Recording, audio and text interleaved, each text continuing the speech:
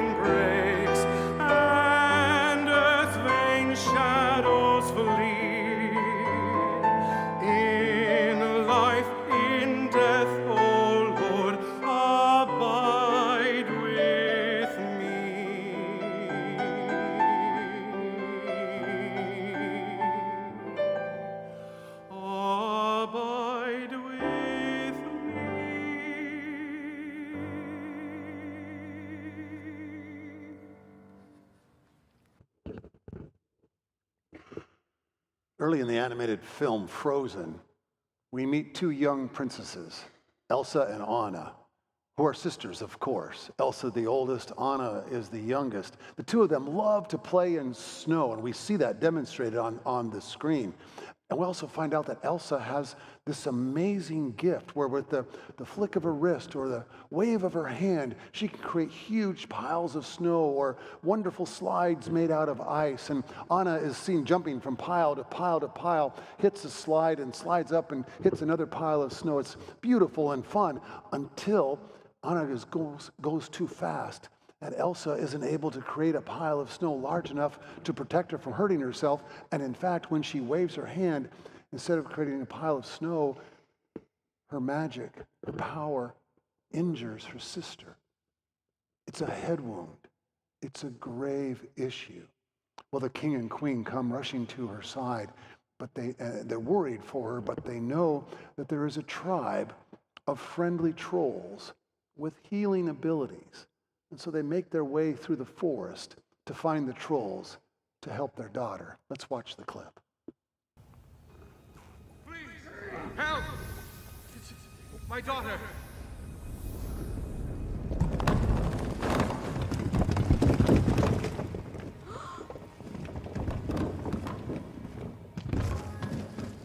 It's the king. Trolls? Shush, I'm trying to listen. Cuties, I'm gonna keep you. Your Majesty, born with the powers or cursed? Born, and they're getting stronger. You are lucky it wasn't her heart. The heart is not so easily changed, but the head can be persuaded. Do what you must. I recommend we remove all magic, even memories of magic, to be safe. But don't worry, I leave the fun.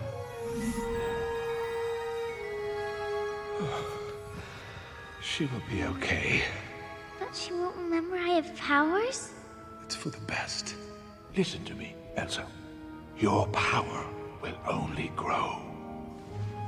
There is beauty in it, but also great danger. You must learn to control it. Fear will be your enemy.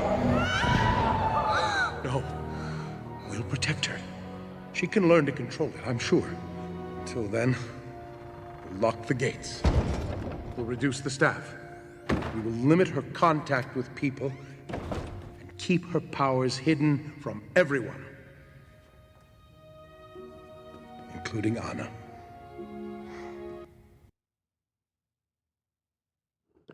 Fear will be your enemy. Sounds like something from the Bible, doesn't it? Joy just read words from John's first letter to an early church. Perfect love casts out fear. What that troll is saying is true. Fear will be your enemy. By the way, a word on that word perfect in the text that was read today. In the Greek, it really doesn't mean in English perfect. In fact, I'm not sure why I didn't go ahead and change the text into my own translation of it, because if I was translating it, I would say a love that is whole, complete, that is amazing and welcoming, gracious and kind. That kind of love casts away fear. That's what John wants his congregation to know. It's what I want you to know. It's what we want the world to know. When we live our lives in love, a whole and welcoming, fully gracious and accepting love, fear is left behind. But the parents, though, they're confused about what the troll has said. They misunderstand his message. Did you see in the clip what they immediately did? They went back to their castle and they locked the doors. They locked Elsa away in her room, wouldn't tell Anna what was going on, wouldn't speak the truth to her. Why? Because she's different. Because of the way she was born.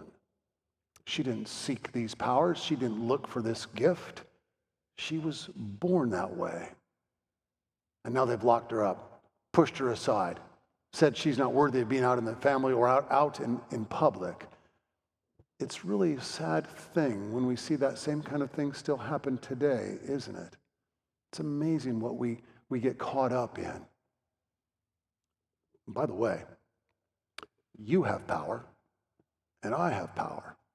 Your powers are different from mine. My power is different from yours. Your power might be different from your family members or friends and so forth. All the fact that we have power is a neutral thing. You have power to do good. You have power to do evil. It's not the power that is the problem. It's not who we're born to be that is the problem. It's how we live our lives that matters the most. And Elsa in the film, the accident is created not because she's trying to hurt her sister, but it simply is an accident that happens because she's trying to enjoy life with her. We all make mistakes. Things happen. Power isn't the issue. The way Elsa wasn't born isn't the problem. It's the way her family reacts, isolates, locks up, pushes away. It's amazing, though, later in the film, Elsa, as she becomes an adult, is crowned as the queen. But as in that crowning, her powers are made visible to all of the country. And how do they react? In fear and violence, of course. She runs away, escapes, gets to the highest mountain outside of her country as she can possibly get to. And there she builds for herself an ice castle. She literally and figuratively locks herself away again. But something happens while she's there. She learns to accept herself. That's the first step toward a more complete love, a more gracious love, is to love ourselves, to accept ourselves for who we are, for who we were born to be. Do you remember the song from the movie, Let It Go? It won an Academy Award. It won a Grammy Award. It's a beautiful song. It's a song of self-acceptance. It's a radical song of saying, I am who I am and I will be who I am. There's a line in there where she says, I was told, conceal, don't feel. But no longer, no longer. Oh, she's still locked away in that ice castle.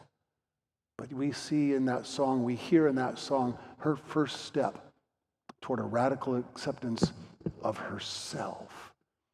That's one of the hardest things to do, isn't it? To accept ourselves, to be who we are, to recognize when we look in the mirror that we're the person that God created us to be, and those gifts that we've been given, those God-given gifts and powers that we've been given are ours to use in our family and our friends for good, for love, to push away fear. But sometimes it's hard to just receive that and just be who God's created you and me to be.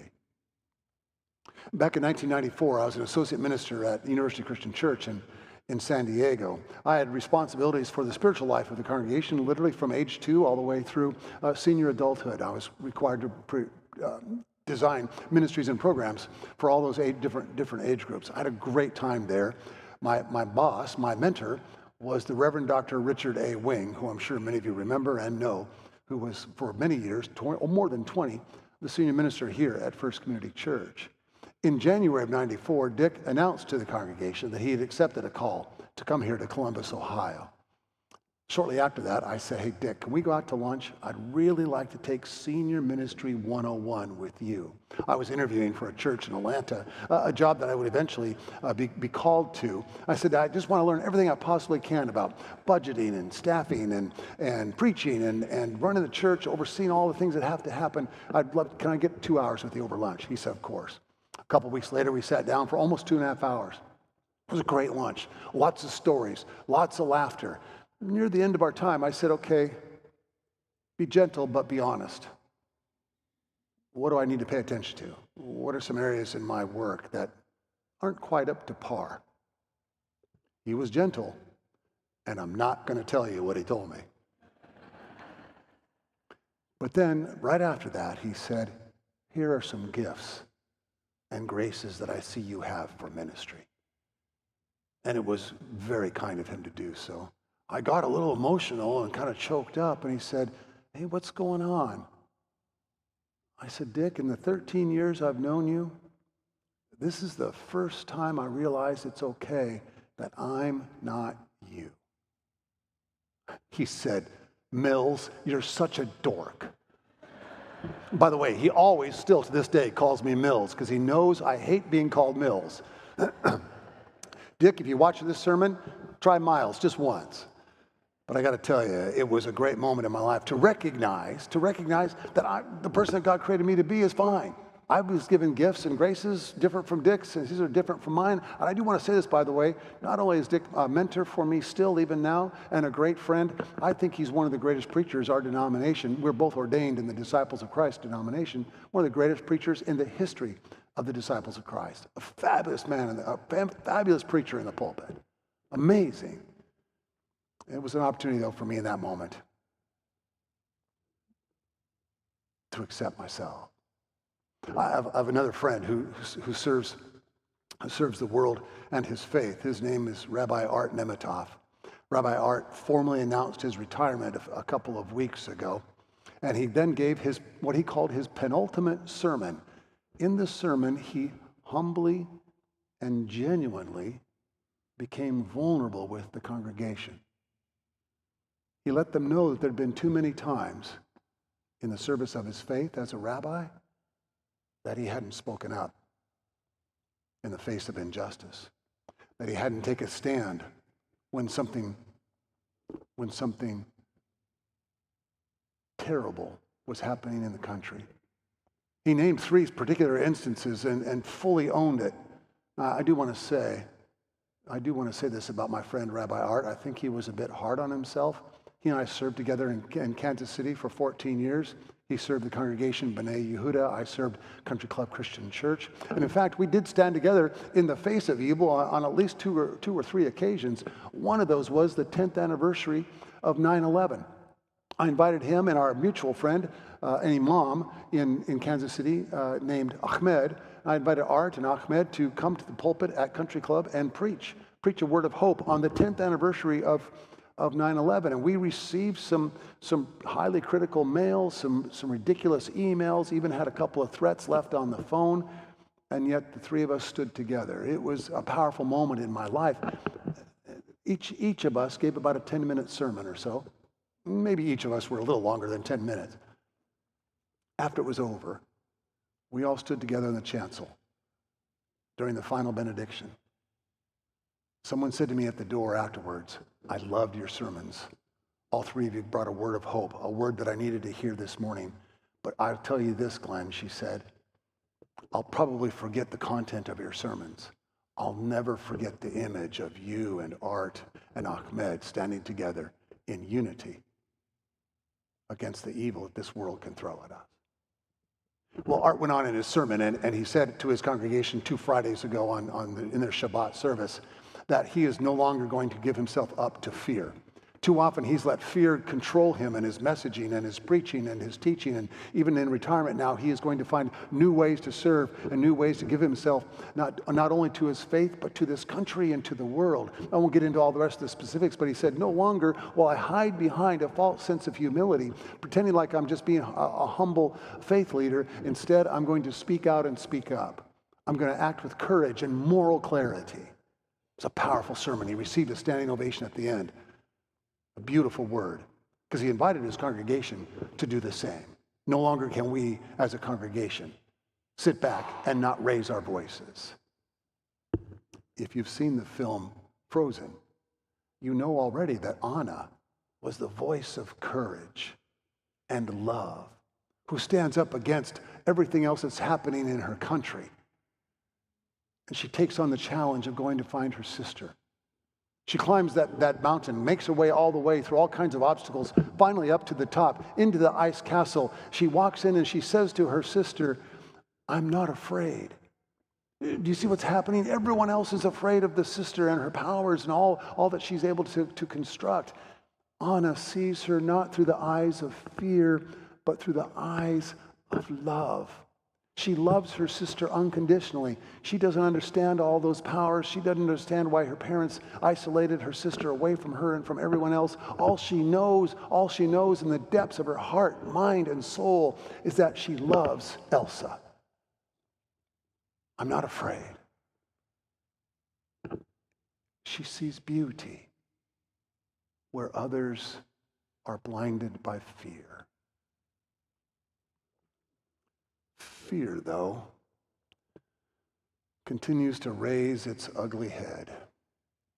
Fear is a powerful weapon.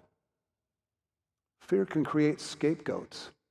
Fear, through name-calling and insults and worse, can cause some of us in our land to behave horribly. I know in my own life, there's been times when fear dominated what I did as a pastor, got in the way of me following my call. In fact, I want you to know this. I've served 3 great churches as a senior leader. I've got 32 years in now of serving in this way.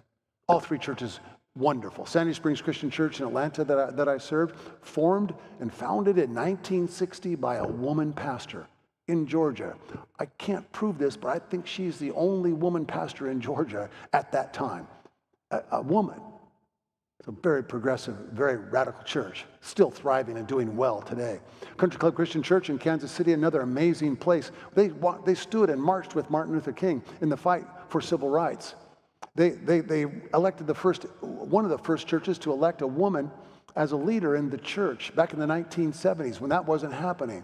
I'm proud to stand with them. This congregation, oh my goodness, for over 100 years, we've been the church of the infinite quest. We are a church that welcomes everyone and all. That's the reason why you see so many of the pride colors around today. We want our friends in the LGBTQ plus community to know that we are an open and welcoming church. You, as you were created, are welcome in this space.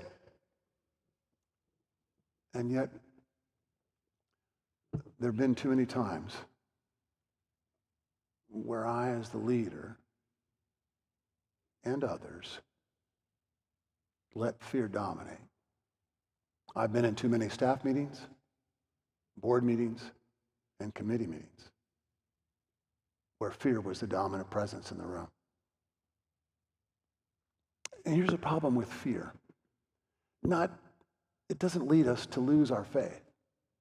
It's not like we denounce Jesus Christ and his teachings or something at the end of a board meeting. That's never happened. No, it's not that we denounce our faith in God. I'm not seeing anybody do that either as a result of a board meeting or a committee meeting. Instead, it's almost worse.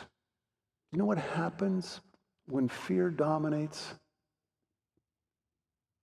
We end up taking the easier route. It's like water rolling downhill. It just looks for the path of least resistance, and that water lands in a pool named mediocrity. The danger of letting fear dominate our faith is not that we will lose it, but that we will settle for a mediocre version of it. Too many times have I seen that. You know what the troll said? Fear will be your enemy. There's a line from the Shawshank Redemption, which we looked at last week, that I didn't use, that I want to use today, that says, fear will make you a prisoner, but hope will set you free. John, writing to an early church, said, whole love, complete love, amazing love, welcoming and accepting love will cast away fear. Can we hear those words today? Can we be the church that Jesus is calling us to be by listening carefully to that clear and simple message? When John introduced the reading at the 9 o'clock service this morning, he said, you're going to be amazed at how simple this word is. It's so simple. Yet, we sometimes get so caught up in fear. Sometimes we wait for somebody to rescue us. Did you notice in the film, though? There's no Prince Charming. My son Stephen is an actor and a director, and he watched the movie for me, and he sent me a whole page full of preaching ideas and notes. Much of this sermon is inspired by my son Stephen. He's the one that helped me see that there's no Prince Charming. There's no magical kiss from a man to make everything perfect and wonderful. None of that at all in the movie. What do we have? We have the beauty and power of the love of the two sisters, the unconditional love that they give to each other. One is even willing to give her life for the other. And it's the power and beauty of that love that shuts down the violence. The men react in violence. The men react in trying to control and empower. The women seek to understand. And it's through the power of their understanding love that the community is made new. Beloved, John wrote earlier in his letter. Let us love one another, for love is of God. Those who love know God. Those who don't love don't know God. For perfect love, an amazing love, a welcoming love, an including love, casts away fear. That's the church we're called to be. Let's be that church.